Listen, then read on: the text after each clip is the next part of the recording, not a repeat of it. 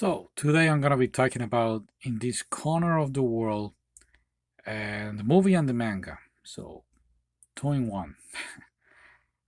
Now, before going into this, since I opened the Instagram account, I met a lot of people, especially from Japan, and it's pretty cool. And we talk about this book, and I wanted to do something special for them. This is for you guys, all people that have suffered during this time. I know not too many people see, but still, this is for you guys. So, ready? Let's do this. Here we go. Now, the movie is not rated by her, while in the manga is, in some ways, is narrated by her, not completely. Uh, it's about this girl from Hiroshima who is now going to be married, and she's going to move to another town. Now, this is the time, of course, the telling from the time of the Imperial Japan, but from the she's living in the rural area, so you get to see their costume and traditions. While the movie, you do understand some things. The book, the manga, explain more about the traditions and their costumes, which I really appreciate. That the movie sometimes was a little fast paced and you didn't understand what was going on in certain scenes, and it's not until you actually read the manga that you go like, oh, interesting. Now our main character is a 18-year-old girl, very very innocent. So there is no Wi-Fi in this era, and when I say 18 years old, yeah, she is. Here, take a look at this. This is what I'm trying to say. These are the examples of how they explain their traditions. Let's see if I can find another one here. So yeah, Suzu is a very she had problems. Here's another one. See? I don't know if the camera is doing a good job. I don't know if you can see it. Now, I don't want to say she has mental problems, but she's a little slow. And to add more of this, of course, her innocence, where she's going to get married. Now she has to, oh boy, I'm going to get married. I have to move with my husband's family and try to make the best out of it. So that way, it was very, very funny, very interesting. But again, this is the same time of the war in Japan, World War II. So you're going to expect and see a lot of course, air raids and a lot of people in desperation just to survive these times. And yeah, we may think of it.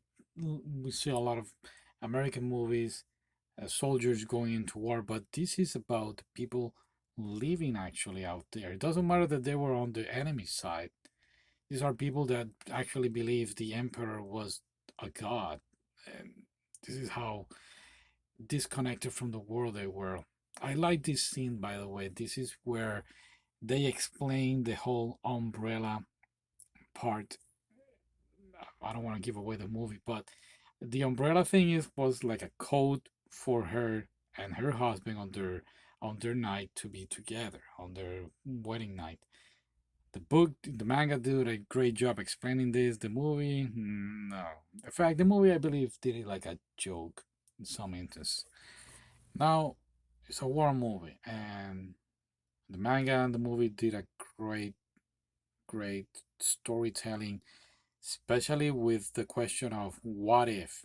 We're going to see a lot of people losing important things or family members, and this movie and the manga show us how to accept and how to move on, try to move on from what you really feel, and you get to feel her sadness, you get to feel her desperation on both movie and manga. I believe in the movie I did a very great job in this detail.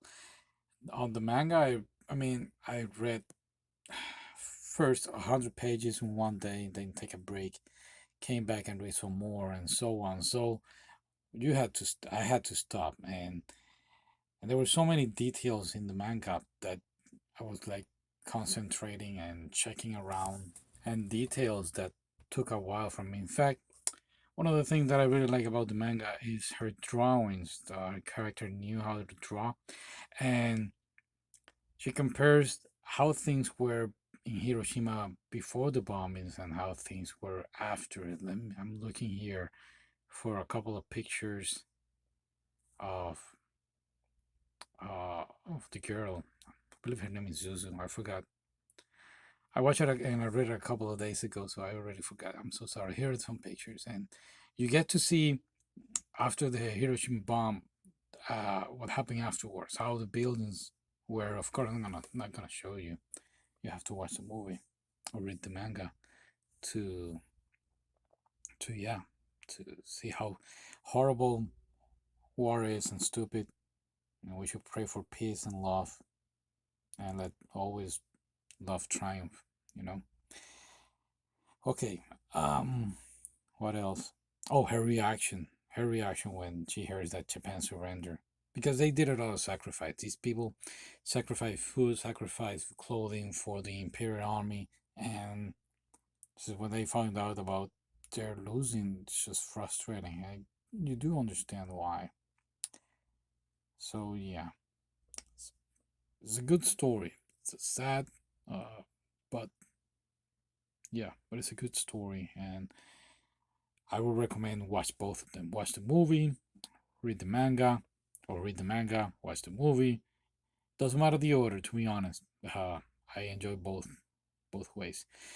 Now, if you are watching the YouTube video or a Spotify video, you are going to see after this 3 minutes, around 3 minutes of drawings of children that survived the Hiroshima and Nagasaki bombing. It's a book that I found, and I just wanted to bring it up to you to see how horrible it was. There is not going to be any music, it's going to be silent. So if you are in driving, listening to the podcast, or in a train, please take a moment to see it, or look for it online. All right. So stay safe. If you have a loved one, hug them, tell them you love them, and stay safe, guys. Bye.